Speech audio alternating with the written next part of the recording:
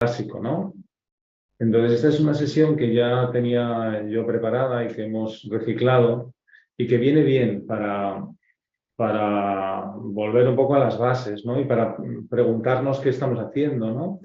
Y para ver si merece la pena pues, ir en un sentido o en otro, ¿no? Entonces, el título es ese, tiene sentido aprender auscultación en el siglo XXI, y vamos a hablar de esto, de la importancia de la auscultación en la práctica clínica. Vamos a hablar de los conceptos básicos de fisiología cardiovascular. Vamos a hablar de la sistemática de la auscultación cardíaca, la que viene en todos los sitios, ¿no? Esa es la que yo sigo. Y luego vamos a dar unas nociones sobre el fonocardiograma en general y el fonocardiograma digital, porque yo tengo aquí un fonocardiograma digital. Bueno, luego lo enseño. Y luego hablamos de unas conclusiones.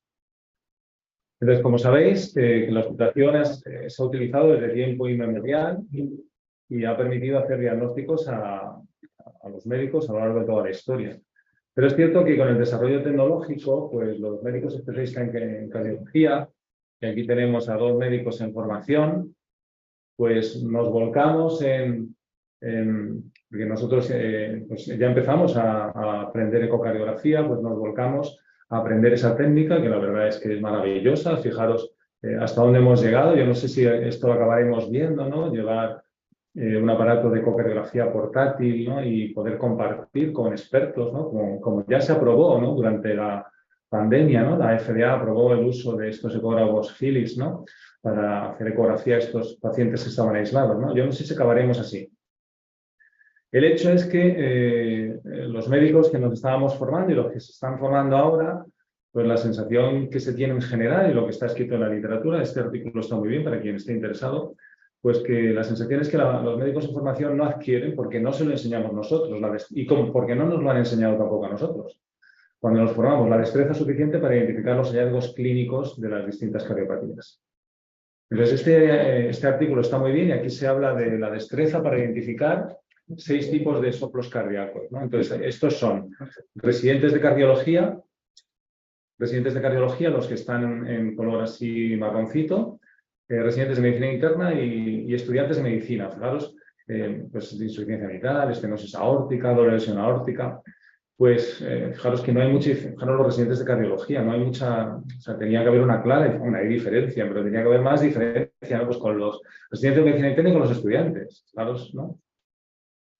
Bueno, el caso es que la auscultación cardíaca cada vez ocupa un papel menos relevante, pues veréis en los informes, hechos por cardiólogos, auscultación cardiopulmonar normal, soplo panfocal. La verdad es que a mí se me abren las carnes cada vez que leo eso, pero ya entiendo que, bueno, que a lo mejor es que estoy un poco desfasado, ¿no? Y ya sabéis que en general se oye soplo y pues directamente se pone soplo y inmediatamente pues se piensa en el ecocardiograma pues para hacer el diagnóstico. ¿Qué ocurre? Pues que a veces estamos pasando la planta y no tenemos un ecógrafo al lado, ¿no? Entonces nos pasa aquí como a Indiana Jones.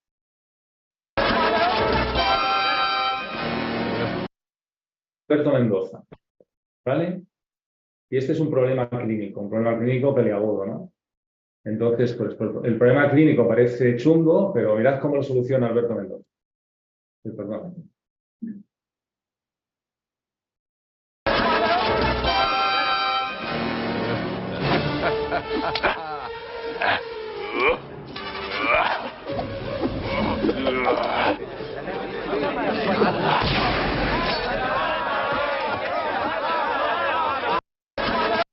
Le acaba de hacer una eco, con lo cual, pues tanta tontería que está haciendo este hombre, sí, lo bien preparado que va, pues sacas la eco y enseguida haces el diagnóstico. Déjate de auscultaciones, ¿no? Pero se le puede plantear este problema.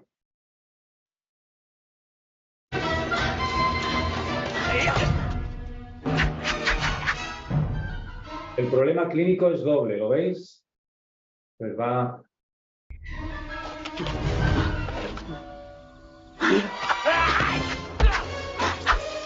Claro, si no tiene otro tipo de herramientas, lo lleva chungo, ¿no? Entonces...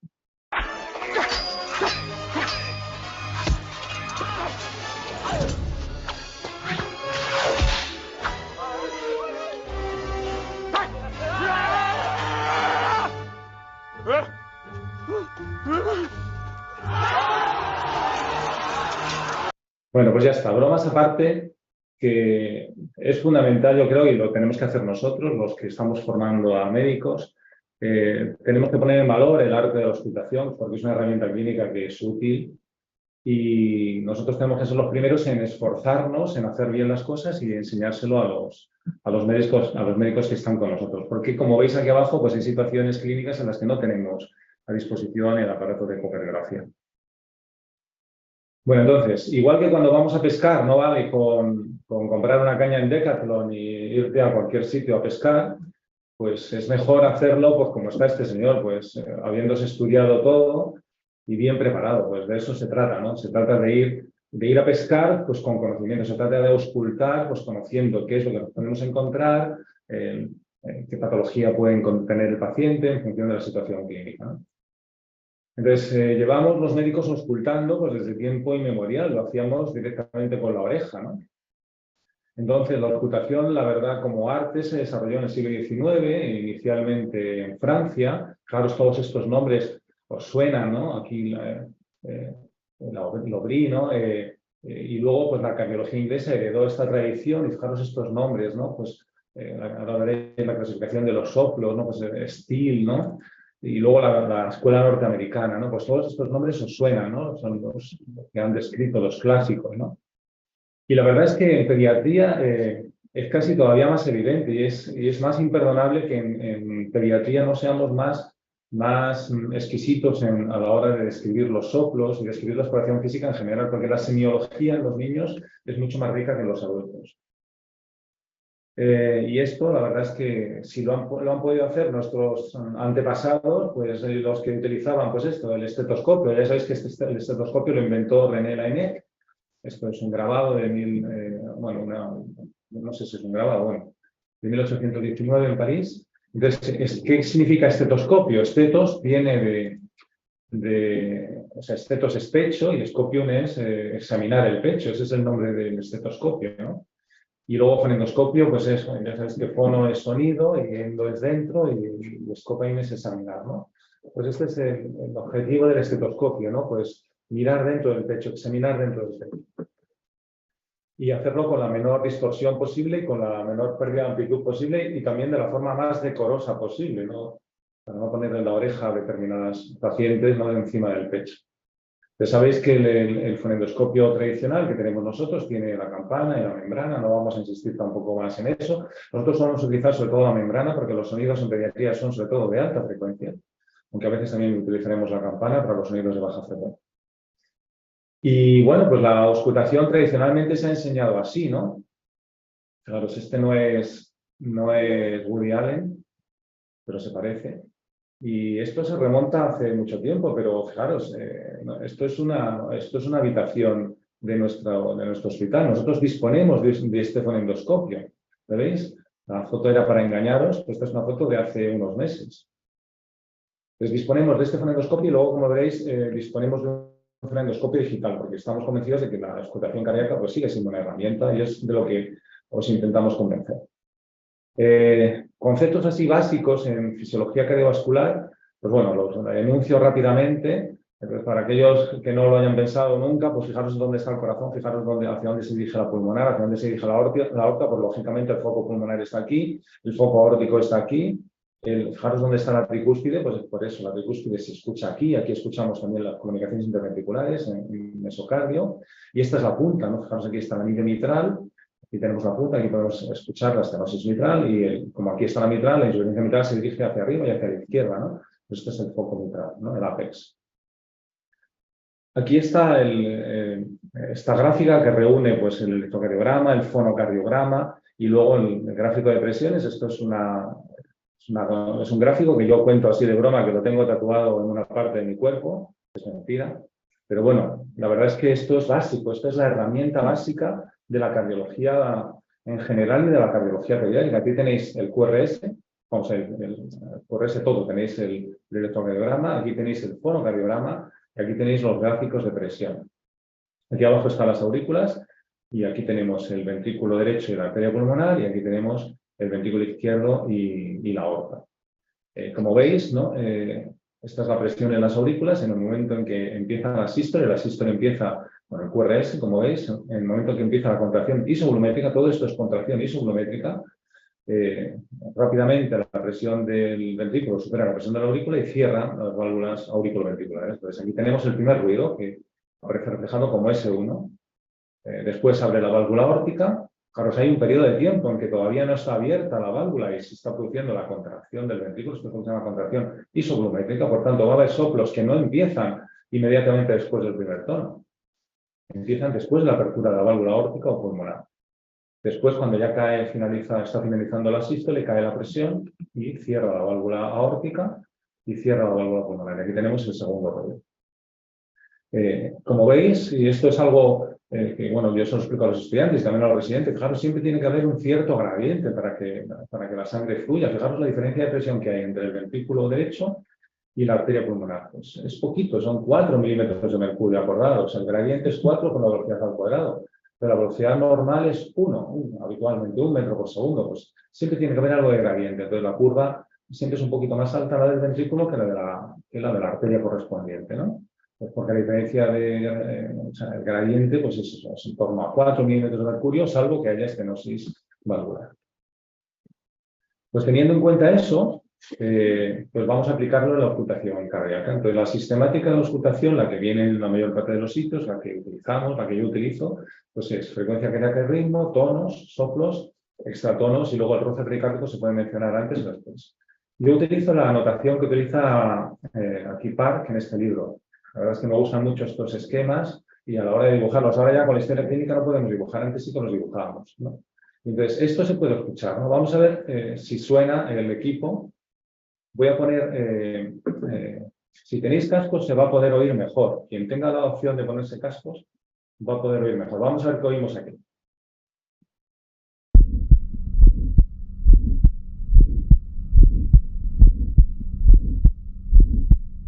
Pues lo que estáis oyendo aquí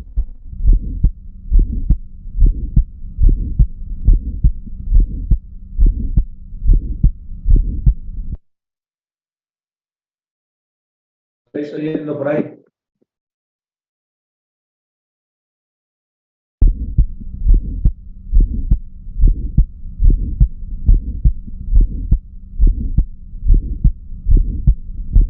También se oye un soplo sistólico.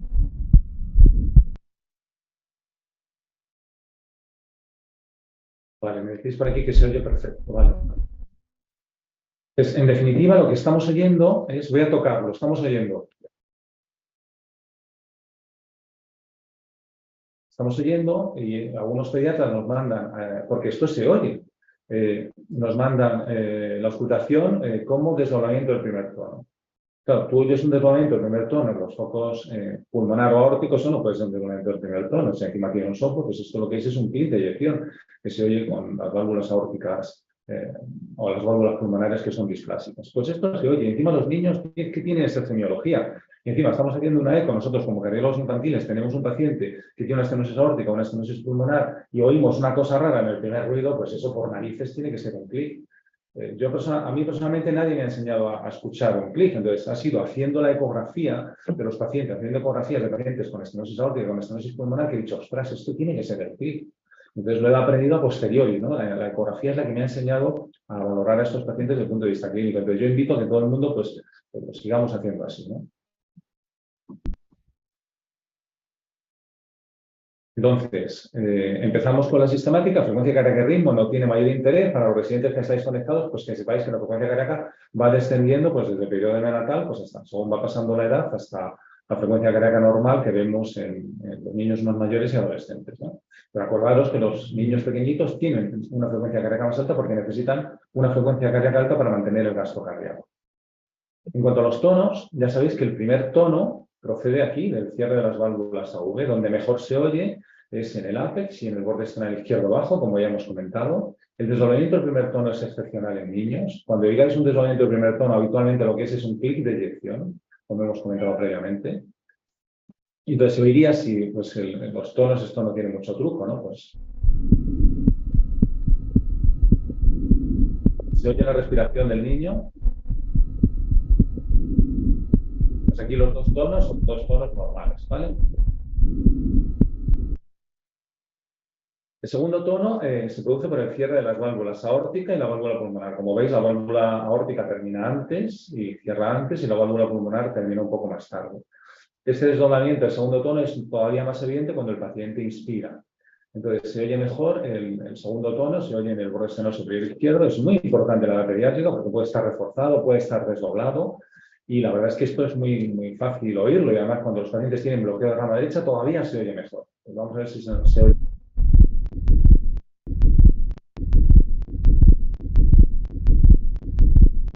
Se oye más o menos, ¿no? El desdoblamiento del segundo tono.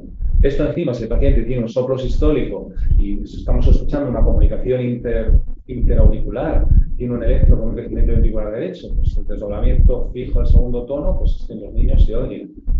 Pues digo que basta con estar un poquito sensibilizado con el paciente delante cuando tenemos hecho el diagnóstico, nosotros como cardiólogos infantiles, pues para poder reflejarlo y poder enseñárselo a nuestros residentes y estudiantes. El tercer tono, sabéis que procede del llenado ventricular rápido. Pues en el momento en que sube la presión del ventrículo y se coloca por encima de la presión de la aurícula, pues se produce la caída de sangre desde la aurícula al ventrículo. Y eso, pues esa distensión, ese paso de sangre se puede oír en determinadas situaciones, sobre todo cuando tenemos una frecuencia cardíaca un poco más alta. Pues eso se puede, este tercer tono se puede escuchar en niños normales. También lo oímos en lactantes cuando dan taquicárdicos, que es lo que se llama el galope de suma, ¿no? Que a veces también se oye con el cuarto asociado. Entonces, vamos a ver, entonces el galope no tiene mayor truco, ya sé que soy yo. Siempre que oigáis eso es el galope, ¿no? Esto está sacado de internet, la verdad es que son curiosos.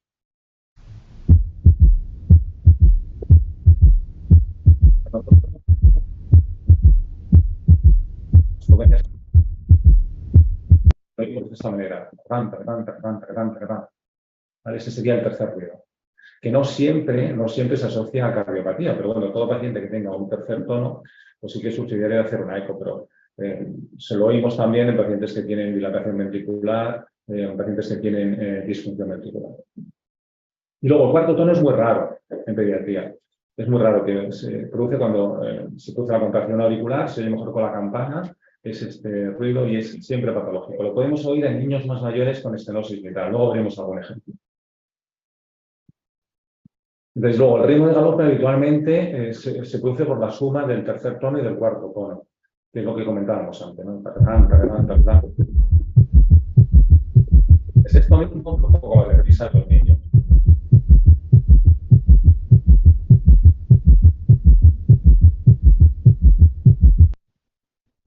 Vale. Los soplos, en principio, deberían analizarse teniendo en cuenta todos estos criterios: la intensidad, el periodo donde se producen, la localización, la irradiación y el timbre. O sea, todo esto tenía que estar puesto en la descripción de un soplo, idealmente. La intensidad, esta es la clasificación de Levine, el año, claro, es una clasificación antigua, en 6 grados, esta es la que utilizamos todos. Sabéis que el grado 1 es el que apenas se oye, el grado 2 es el que oímos todos, el grado 3 es el que es intenso, pero no se palpa. Tenemos que acostumbrarnos siempre a palpar el tórax, ¿no? Buscando thrill. El grado 4 es el que se asocia a thrill. Yo no suelo describir más de 4 grados, porque ya el grado 5, pues eso, claro, la descripción clásica, esto es del año 33, ¿no? Con el fonendoscopio apenas apoyado en el tórax o bien separado del tórax, ¿no? Yo creo que con poner 4 sobre 6 es suficiente. Eso quiere decir que es un soplo intenso y que además se asocia a thrill. Pues,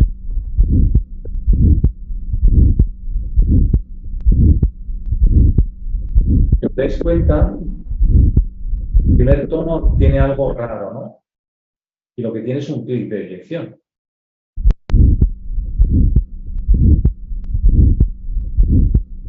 El primer tono es un poquito raro, ¿no? Bueno. En cuanto al periodo donde se producen, los soplos pueden ser los sistólicos o diastólicos. Los soplos sistólicos, según esta clasificación, pueden ser eyectivos, y esto está sacado, como os digo, del libro PAR, que yo creo que es muy útil a la hora de escribirlo. Pueden ser eyectivos o de regurgitación. Estos son los eyectivos y estos son los de regurgitación. ¿Qué quiere decir eyectivo? Pues que tiene forma romboidal, es sangre que está saliendo pues, por una arteria, que tiene esta forma creciente decreciente. Y lo característico de los soplos eyectivos es que no empiezan inmediatamente después del primer tono. ¿Por qué? Porque proceden de la salida de sangre a través de una válvula pulmonar o una válvula aórtica o un tracto de salida. No solamente es la válvula, sino los tractos de salida que están estenóticos.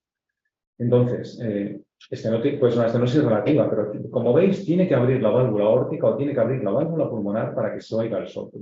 Y acordaros que el primer tono se produce cuando se cierran las válvulas auriculoventriculares. Entonces, desde que cierra la válvula auriculoventricular hasta que abre la válvula pulmonar o hasta que abre la válvula aórtica, hay un periodo de tiempo. Y no sale toda la sangre al principio, sino que empieza a salir, adquiere un máximo, como vemos en nuestras curvas de Doppler, pues alcanza un máximo y luego va descendiendo. Pues estos son los soplos eilectivos. Son soplos con esta forma romboidal y que no empiezan inmediatamente después del primer tono. Ponemos un ejemplo.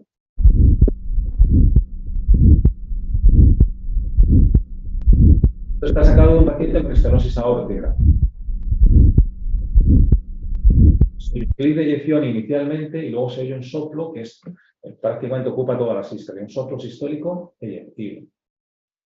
Si no estáis de acuerdo, me lo podéis decir, ¿vale? Crece. Soplos que no empiezan inmediatamente después del primer tono y que tienen esta forma romboidal. Luego tenemos los soplos, que también son sistólicos, que se llaman de regurgitación, que pueden inducir a error por el nombre, ¿no? Pero, ¿qué quiere decir que es un soplo de regurgitación? Que empiezan inmediatamente después del primer ruido. Empiezan inmediatamente después de Aquiles, después de S1 o R1. Entonces, solamente se dan en tres situaciones: en las comunicaciones interventriculares, en la insuficiencia mitral y en la insuficiencia tricúspide, siempre y cuando la insuficiencia tricúspide tenga la suficiente velocidad. ¿Y por qué se oyen inmediatamente después del primer ruido? Porque no dependen de la apertura de las válvulas sigmoideas, ni de la pulmonar, ni de la válvula aórtica. Ya se oyen en este periodo, que es la contracción isovolumétrica.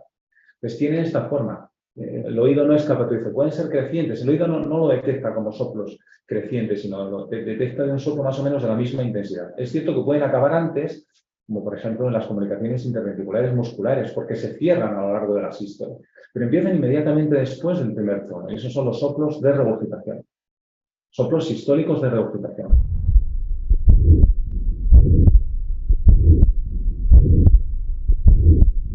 Es una filibre grande. Pues intento ver aquí es que es un soplo así que tiene esta morfología, ¿no? Una forma continua.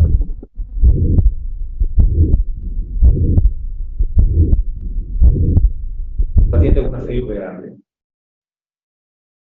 ¿Vale? Por tanto, ya sé que a veces es difícil distinguirlo, pero nosotros que tenemos el diagnóstico, pues si no tenemos delante un paciente con una comunicación interventricular, pues tiene que tener un soplo sistólico de regurgitación. En cuanto al tiempo donde se producen, pues es muy elegante pues poner esto: soplo mesosistólico, soplo pansistólico, soplo protosistólico, soplo sistólico tardío, que este es el que se oye en los pacientes con prolapso mitral. Se oye un clic por el prolapso de la válvula mitral y luego se oye un soplo sistólico tardío. Pues si tenemos delante un paciente con síndrome de Marfan y le oímos una cosa rara, pues tiene que ser eso. En cuanto a los soplos diastólicos, se clasifican en función del tiempo donde se producen. Los protodiastólicos son los que se producen inmediatamente después del cierre de las válvulas sigmoideas, y se produce por insuficiencia de la válvula pulmonar y la válvula aórtica. Aquí se produce un soplo de insuficiencia. Esto no se le llama soplo de regurgitación diastólico, si lo queréis llamar soplo de regurgitación diastólico, pero por no equivocarnos, hablamos de soplos de regurgitación en los sistólicos cuando se producen inmediatamente después del primer tono. Entonces, estos soplos suelen ser de alta frecuencia y se oyen mejor con la membrana. Entonces, esto es un soplo de insuficiencia aórtica, ¿no? Se oye inmediatamente después del segundo tono, se oye inmediatamente después y se oye mejor con el paciente sentado, ¿no? Porque va a favor de la gravedad, ¿no? Yo suelo decir que es como cuando se le escapa un pedo a alguien, o a ti mismo, vamos, ¿qué hace? Es esa sensación de pedo después del segundo tono. ¿Vale? Los mesodiastólicos obedecen al llenado ventricular, comienzan habitualmente después de un tercer tono vamos, lo veremos ahora en un ejemplo, ¿no? Es cuando hay una estenosis relativa de las válvulas o es más difícil de identificar. Se oye mejor con la campana. Quizás se oiga mejor ¿no? Los soplos diastólicos tardíos, que son los soplos presistólicos. Es el típico de la estenosis mitral. Esto sí que nos lo han enseñado los clásicos, me acuerdo, los cirujanos cardíacos, cuando hablaban de la estenosis mitral, ¿no? Entonces, este soplo, claro, está muy bien este vídeo que está sacado de internet, que se llama El ritmo de Dulocier. nos han explicado clásicamente del ruf tata. No os lo han contado eso en la carrera. Ruf tata. El ruf es el soplo diastólico tardío o el soplo presistólico, que es por la contracción auricular, de la estenosis mitral cuando se produce la contracción auricular. Luego se oye el primer tono, la sístole está limpia. Luego oímos un desdoblamiento del segundo tono, que no es un desdoblamiento del segundo tono, que lo que es un segundo tono más un chasquido de apertura mitral, es el ta-ta. Y luego, aquí, si ponéis el oído, se puede oír este soplo mesodiastólico, que es cuando se llena el ventrículo durante la fase inicial, que es un soplo de estenosis mitral, y luego ya se oye la estenosis mitral más evidente en este arrastre presistólico que veis en algunos libros, o soplo presistólico o soplo diastólico tardío. Bueno, después de esta explicación, ruf tata, ruf tata.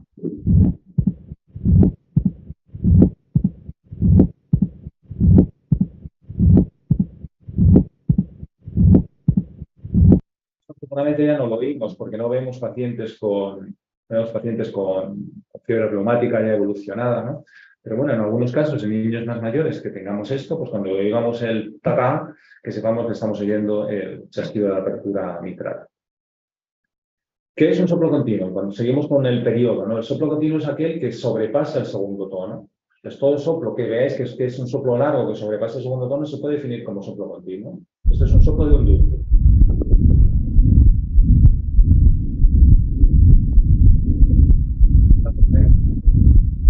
También los ruidos respiratorios. Es un soplo que a veces es muy evidente, el soplo en maquinaria, ¿no? Pero todo soplo que sobrepasa el segundo tono es un soplo continuo.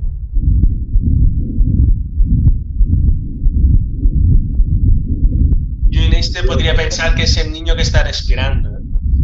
También. Bueno, ahora pongo uno más evidente. Es que no, el niño se le dice, no respire, no te hace ni caso cuando le grabas. Entonces se oyen las fístulas, ¿no? En las conexiones ortopulmonares, se está pasando sangre de un sistema de alta presión a un sistema de menos presión y se produce tanto la sístole, durante la sístole como durante la diástole. También se oye en el zumbido venoso, cuando es el flujo de la vena cava superior, en niños a los que sientas y se oye el flujo de la vena cava superior. Ese es uno de los soplos inocentes en los niños. Y también se oye en el flujo arterial turbulento, como la contracción de aorta, ¿no? Esa extensión diastólica que oímos, o las estenosis de ramas pulmonares, ¿no? También se puede oír ese soplo que sobrepasa el segundo tono. Todo soplo que sobrepasa el segundo tono es un soplo continuo. Entonces, este está sacado, verás, Lorenzo, como aquí no se oye la respiración.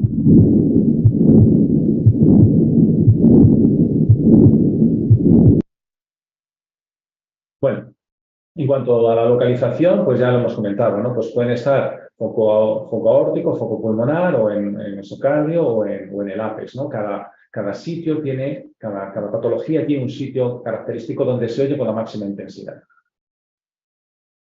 La irradiación es muy interesante, que a veces se nos olvida, ¿no? Pues tenemos un sitio donde la intensidad es máxima y luego ese soplo se transmite en un sentido. La irradiación yo creo que es suficiente con aquellos soplos que se ocultan en focos aórticos y pulmonar, ¿no? Pues que a veces es difícil distinguir, pues si se irradia hacia el cuello, está claro que es un soplo en el territorio aórtico, ¿no? Y si se irradia hacia ambos emitoras, es un soplo en territorio pulmonar, ¿vale?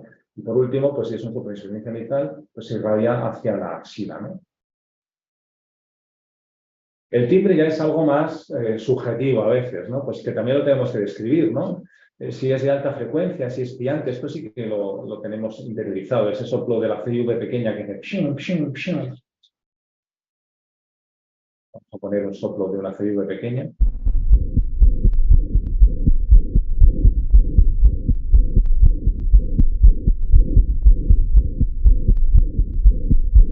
A veces también se describen como rasposos, esto lo dice mucho Lola, dice este soplo raspa, ¿no? Raspa, Lola Herrera.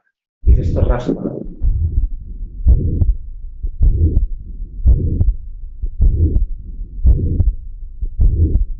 Se puede escribir así como rasposo. O también se puede escribir simplemente como rudo, que eso es más típico de las estenosis valvulares, ¿no?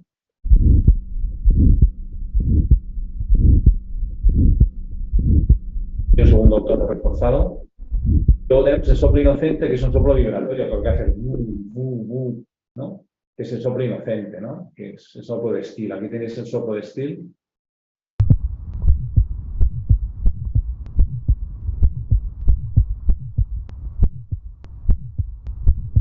Lo que hace el ¿no? Es el típico soplo inocente. Por tanto, ¿cómo tenía que aparecer el soplo descrito en un informe hecho por un cardiólogo o por un residente de cardiología pediátrica?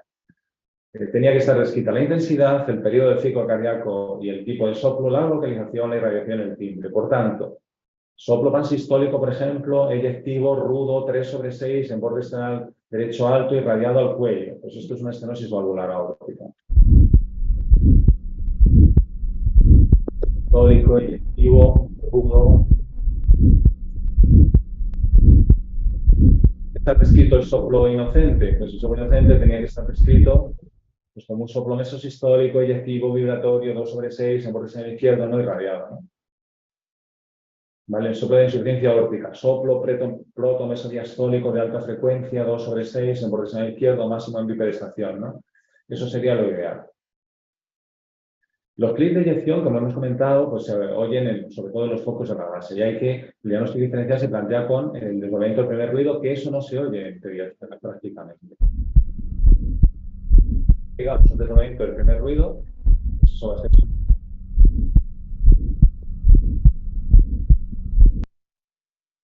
Luego seguimos sistólicos y diastólicos. El clic mesosistólico es este, ¿no? El clic mesosistólico es lo que vemos en los pacientes con síndrome de Marfan. Si oímos una cosa rara en un síndrome de Marfan que tiene insuficiencia aórtica, o no hace falta que tenga insuficiencia mitral, perdón, con prolapso, pues va a ser esto. Esto es un clic mesosistólico. Paciente con síndrome de Marfan.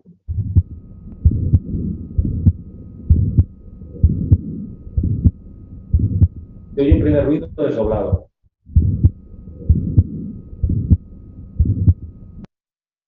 ¿Se oye un primer ruido desdoblado?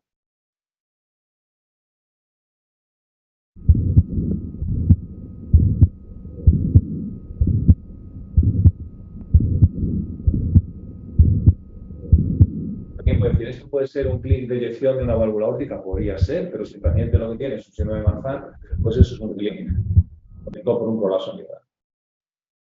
El chasquido de apertura ya lo hemos visto en el que es típico de la estenosis mitral. Lo pongo por si antes no lo hemos oído bien.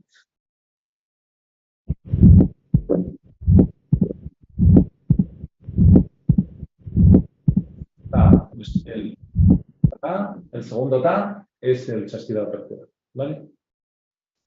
Luego, el roce pericárdico, pues como sabéis es un signo que es específico de pericarditis aguda. La verdad es que si no habéis oído ninguno, el día que estéis delante de uno es que es inconfundible. Se produce por la fricción de las hojas, puede ser tanto en sístole como en diástole, se oye mejor con la membrana, se oye mejor con el paciente inclinado hacia adelante y puede tener incluso componente de la sístole auricular, pero con oír dos componentes es suficiente, es seco, es rasposo, se oye muy cerca, se oye mucho más cerca que los soplos, ¿no? Y la verdad es que es inconstante. El día que haya un soplo, un roce, avisad a todo el mundo porque a lo mejor al día siguiente ya no lo tiene. Este sería el roce pericárdico.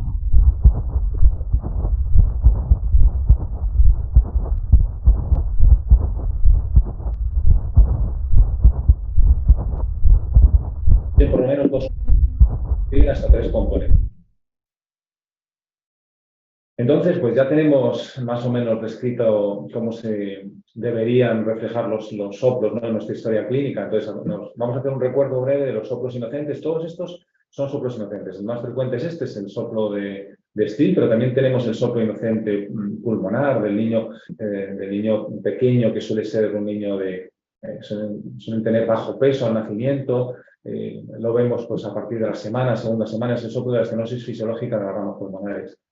Luego tenemos el zumbido venoso, que esto se oye en niños sentados, que es el flujo de la vena cava superior, y luego tenemos este ruido aquí, que lo llaman aquí el ruido carotidio, ¿no?, que es simplemente pues, la turbulencia que se produce al paso de sangre por las carótidas, que son todos ruidos inocentes. El soplo de Still, fijaros, se describió en el año 1909, es más frecuente entre los 3 y los 6 años, pero también se oye en los neonatos, en estas ecos que hacemos en neonatos en primeros días de vida, en lactantes y en adolescentes. Es máximo en el borde external izquierdo bajo, se oye mejor con la campana, en decúbito supino se oye mejor, porque al ponerle de pie disminuye el retorno venoso y de hecho suele disminuir cuando le ponéis de pie al paciente, que es mesosistólico, eyectivo, a veces es grado 3, a veces es un poco más intenso, que es vibratorio, y es así como un zumbido. Este es el soplo de Still que todos conocemos. Bueno, ya lo habíamos puesto antes. Y los soplos que sugieren soplo orgánico pues son aquellos que se asocian a síntomas, que tiene una inspección anormal, que tiene una palpación precordial que es anormal, que se asocian a pulsos anormales, que son soplos intensos, o sea, un soplo 3/6, pues ya se considera un soplo más intenso. Si tiene frilla es un soplo 4/6. Si le vemos irradiado a carótida hacia espalda, los soplos diastólicos todos son anormales, o bien si tenemos extratonos, ¿no? Cuando el electro y la placa de tórax es anormal, pues también. Es un soplo de doble lesión aórtica. Y este es el soplo diastólico, este es el periodo que escuchamos. Se escapa el pedo.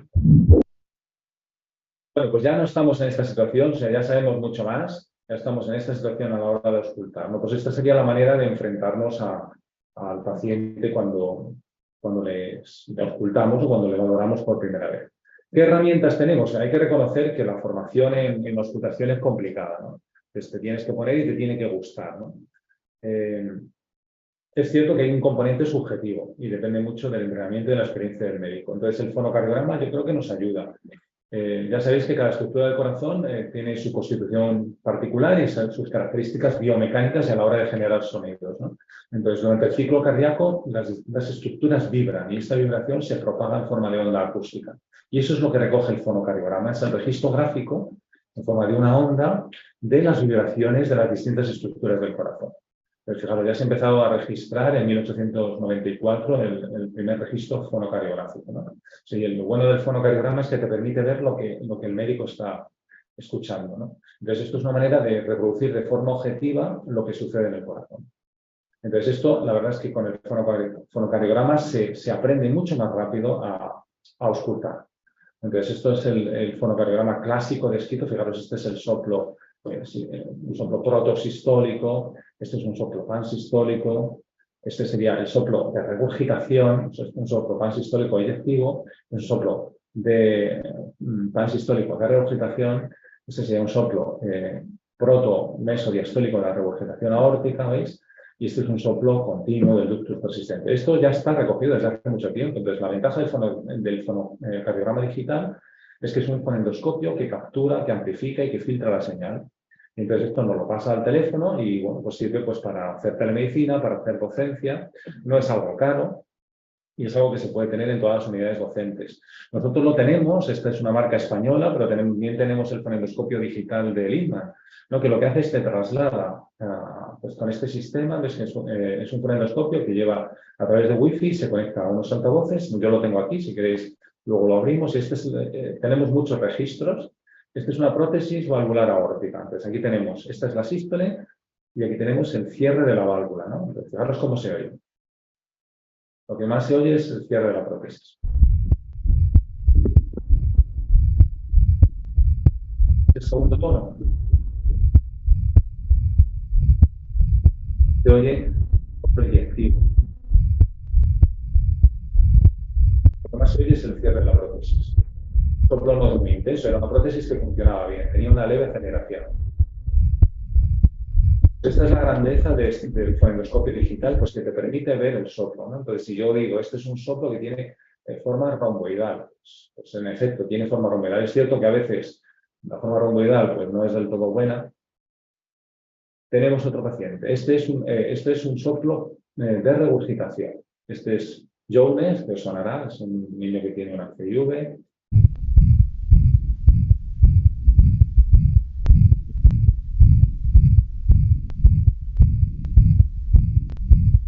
Soplos pansistólicos de regurgitación.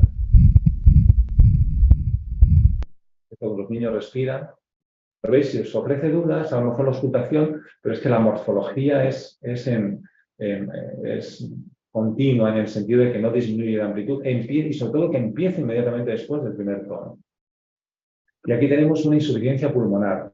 Este es el primer ruido, esta es la sístole, y este es el segundo ruido que está desdoblado, tenía bloqueo de rama derecha, y lo que tiene es el soplo diastólico. Escuchad el pedo que se escapa, ¿vale?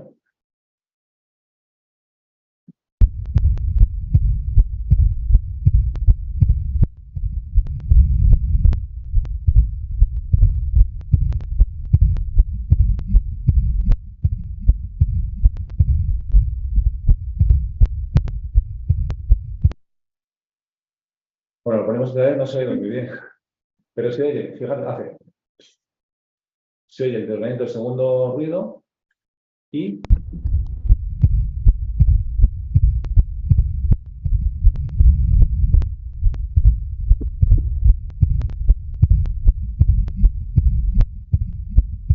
se oye mejor con cascos esto, pero bueno. A que escuchéis luego la presentación con cascos, ¿vale? Porque soy el segundo tono y el soplo diastólico. Este niño es la ventaja de tener el fonendoscopio digital, ¿no? Que el primer ruido, insisto, que tenía también un soplo sistólico que veis que tiene más forma eyectiva y luego tenemos después del segundo tono desdoblado el soplo diastólico. Bueno, como conclusión, que yo creo que la auscultación sigue siendo una herramienta muy útil, sobre todo pues, para los que pasamos planta, ¿no? Porque no tenemos el aparato de eco continuamente a disposición, pero hay que tener interés, hay que estudiar, hay que dedicarle tiempo. Si tenemos además un fonendoscopio digital, pues que yo os animo a los que hacéis docencia, a los que tenéis residentes a vuestro cargo, pues a coger uno de ellos, que yo os digo que el Lippmann es un buen dispositivo y que sobre todo que os ayuda a vosotros y va a ayudar a la gente a la que estamos formando en el proceso de aprendizaje, o sea, para que ya nunca más vuelva a aparecer en un informe soplo pan focal o ocultación cardiopulmonar normal, ¿no? Pues hay que desglosar. Nunca veréis a un neurólogo que pone exploración neurológica normal. Veréis que el neurólogo pues, se esmera en describir su exploración física. Pues yo creo que nosotros nos debemos esmerar. Pues nada, simplemente si queréis hacer algún comentario, si tenéis alguna duda. Esto es lo que tenemos nosotros aquí. Lo ha comprado el Departamento de Pediatría de la Facultad de Medicina y lo tenemos aquí a disposición de todos los pediatras. ¿Vale? Muchas gracias, Miguel.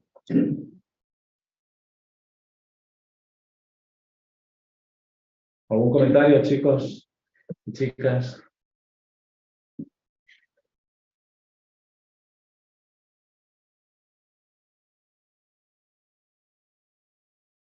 ¿Sigue alguien conectado?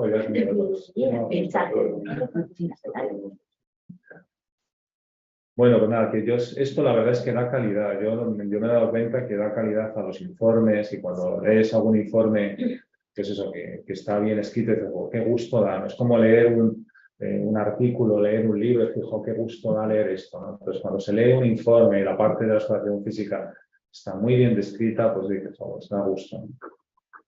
Y nada, pues os animo a eso, pues a ser estrictos, a ser rigurosos y a dar valor a algo que ha sido tradicionalmente importante, ¿no? Bueno, pues ya está. Hasta la próxima.